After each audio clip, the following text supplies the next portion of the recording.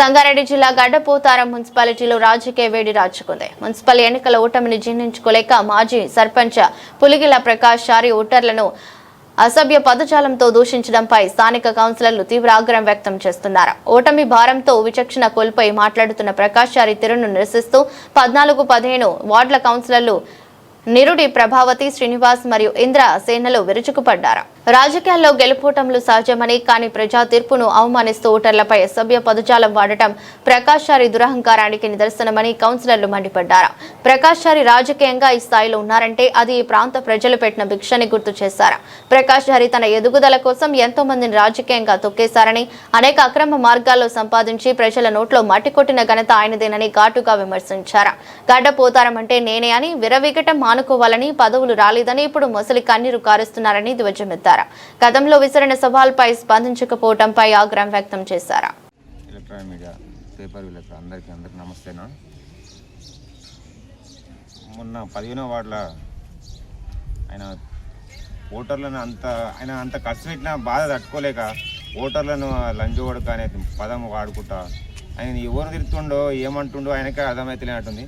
ఒక 4 సార్లు రాజకీయంలో గెలిచినోడు ఆయన గెలిస్తూ ఓటర్లను మెచ్చుకుంటాడు, ఓడిపోతే ఓటర్లను తిట్టడము అది ఎక్కడ ధర్మం అని నేను అందరికీ తెలియజేస్తున్నాను. ఆయన ఇప్పటికైనా నోరు కట్టుకుంటే మంచిగా ఉంటుంది. ఆ ప్రకాష్ చారి ఆయన విలువ ఆయనే తీసుకుంటున్నట్టు అనిపిస్తుంది.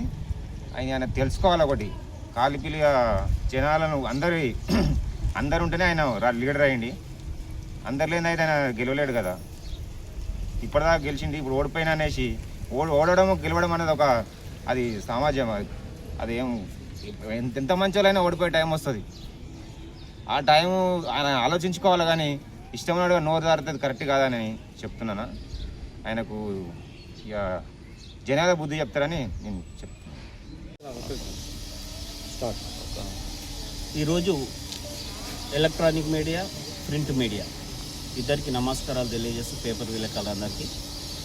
ఇవాళ గత నెలలో అయిన ఎలక్షన్ల గురించి 15వ వార్డులో ఓడిపోయినామని ఒక మనిషి ప్రకాష్ చారి అనే ఆయన 15వ వార్డులో ఉన్న ఓటర్స్ను అందరిని ఉద్దేశించి లంజగొడుకులు అనడం, అదేవిధంగా 2 కోట్లు ఖర్చు పెట్టినామనడం, అదేవిధంగా ప్రకాష్ చారి అంటేనే గడ్డపోతారం అనే ప్రకాష్ చారి అని ఆడియోలో సంభాషణ వినడం జరిగింది.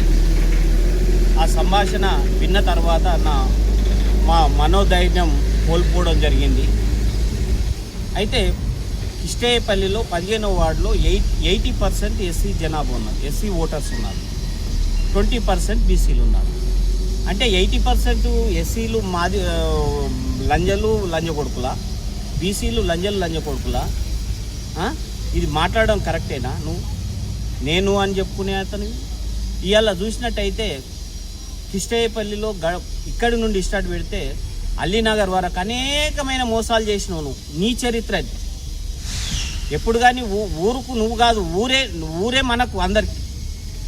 కానీ ఇవాళ నా చరిత్ర ఉంది, నా తాత నా అయ్యా అందరం ఇక్కడనే వచ్చిన వాళ్ళం. నీ చరిత్ర అలాంటిదా? నీ తాత నీ అయ్యా ఇక్కడ ఉన్న వాళ్ళ, ఇక్కడ ఈ మట్టిలో కలిసిన వాళ్ళ? మేము కలిసిన వాళ్ళ మీ మట్టిని కలుస్తాం. అదేవిధంగా చూసినట్టయితే నీ మోసాలు చూసినట్టయితే కిష్టేపల్లిలో 35 నుండి 40 సంవత్సరాల మధ్యలో కిష్టేపల్లి వాళ్ళందరూ 42 సర్వే నంబర్లు కబ్జాలు పెట్టుకుంటే ఆ కబ్జాలు నిలగొట్టి మింట్రోళ్ళని తెచ్చి మింట్రోళ్ళని ఇచ్చి డబ్బులు తీసుకున్నాం. నీ లాభం కోసం ఊరోళ్ళ నోట్ల మట్టిపోతాం. అదేవిధంగా అల్లీనగర్లో 2004లో అదేవిధంగా ఇటుక బట్టీలకు ఇస్తే నీ అవసరం కోసం ఆ రోజు నీ దోస్తు విజయ్ కుమార్ అనే ఒక ఎంఆర్ఓ ఉంటే ఆయనకు చెప్పేసి అందరి భూములకు రెజిన్ చేసుకున్నాం. అదేవిధంగా కిష్టేపల్లి ఎస్సీ 166 సర్వే నెంబర్ అదే పరిస్థితి. అందరినీ భయపెట్టించి భూములు గుంజుకొని అమ్ముకున్నాం. అదేవిధంగా దాచారం రిహాబిటేషన్ విలేజెస్ ఆడ పైసలు రాకుండా భూములు పోయిన వాళ్ళకి, మాకు భూములు పోయిన వాళ్ళకి డబ్బులు రాకుండా చేసినావు నీ పలుకుబడితో.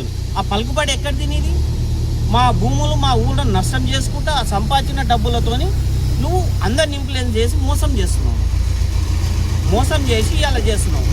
ఇలా చేసి నువ్వు ఊర్లో ఎవ్వరు సామాజికంగా ఎదగొద్దు, ఆర్థికంగా ఎదగొద్దు, రాజకీయంగా ఎదగొద్దు అని చెప్పి చేసిన అతనివి ఇవాళ పదవులకి గడపోతారని రాలేవని చెప్తున్నావు సిగ్గు లేకుండా.